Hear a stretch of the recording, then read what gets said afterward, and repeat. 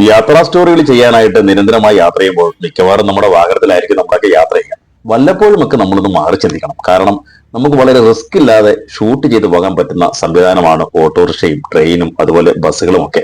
ഇത് കന്യാകുമാരിയിലുള്ള ദൃശ്യമാണ്. കന്യാകുമാരി റെയിൽവേ സ്റ്റേഷനിൽ ഇറങ്ങിയിട്ട് നമ്മൾ ഇങ്ങനെ കന്യാകുമാരിയുടെ പ്രധാന സ്ഥലത്തേക്ക് പോവുകയാണ്.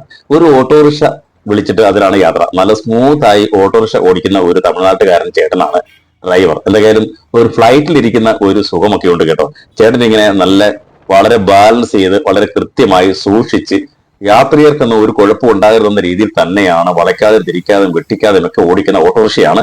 എന്തായാലും വളരെ ഇഷ്ടപ്പെട്ടു. പക്ഷെ ചുറ്റും കാഴ്ചകൾ ഒരുപാടുണ്ട്. ഈ വാഹനത്തിൽ ഇരുന്ന് യാത്ര ചെയ്യുമ്പോഴാണ് നമുക്ക് ഈ ചുറ്റും കാഴ്ചകൾ ആസ്വദിക്കാൻ കഴിയും.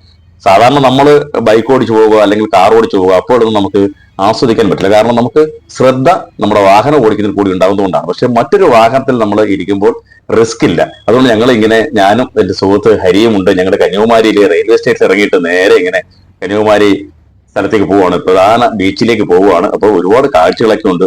ജസ്റ്റ് നിങ്ങളെ ഒന്ന് കാണിക്കാൻ വേണ്ടിയിട്ടുണ്ട് പറഞ്ഞപ്പോൾ മടിപിടിച്ചിരിക്കാതെ യാത്ര ചെയ്യുന്നവരൊക്കെ ഇങ്ങനെ ഒന്ന് ചിന്തിക്കുക. ഓട്ടോറിക്ഷകളിലും അതുപോലെ തന്നെ ചില സ്ഥലങ്ങളിൽ ചെന്നാൽ സൈക്കിൾ റിക്ഷകളിലും ഒക്കെ യാത്ര ചെയ്യാം.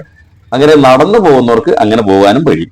അപ്പോൾ നമുക്ക് ഒരുപാട് കാഴ്ചകൾ ഗ്രീൻ മീഡിയ ചാനൽ വഴി നിങ്ങൾക്ക് തരുന്നുണ്ടോ. നിങ്ങൾ നമ്മുടെ ഫേസ്ബുക്ക് പേജ് ഫോളോ ചെയ്യണം. അപ്പോൾ നിങ്ങൾ വീണ്ടും വീണ്ടും കാഴ്ചകൾ ആസ്വദിക്കുവാൻ കഴിയും. കന്യാകുമാരിയിലേക്ക് പൊക്കോളൂ, നല്ല കാഴ്ചകളുണ്ട്. പിന്നെ ഗ്ലാസ് ബ്രിഡ്ജിലൊക്കെ കയറി അടിച്ചു പൊളിക്കാം. കാമരാജന്റെ പ്രതിമയുടെ അടുത്തെത്തി പ്രധാന കാഴ്ചകൾ ഇനിയും കാണാം. ഓക്കെ.